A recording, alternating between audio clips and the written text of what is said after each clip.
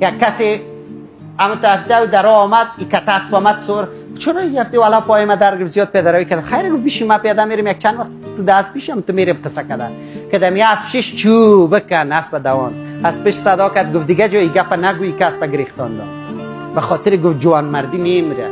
خیر اسب مسد قیصره ولی قصر جایی نکنی که اسب ما گریختاندم که دیگه کسی پایین نمیشه اسب خدا بر کسی نمیمونه و این وطن امروز همه تو شده دیگه جوان مردی را دزدی کردن کشتن جوان مردی را از بس که دروغ و تقلب همین حالی کس به کس خیر نمیده از بس که شنیدی که خیرات خورا تجارت انداخته حالی امروز اگه یک طفل براستی هم در سرک بفته مرگی بیرشه تخمش بشکنه کس پول نمیده چرا؟ چون تقلب کردن تخم به دروغ میزدن خدا منداخت تریمی کرد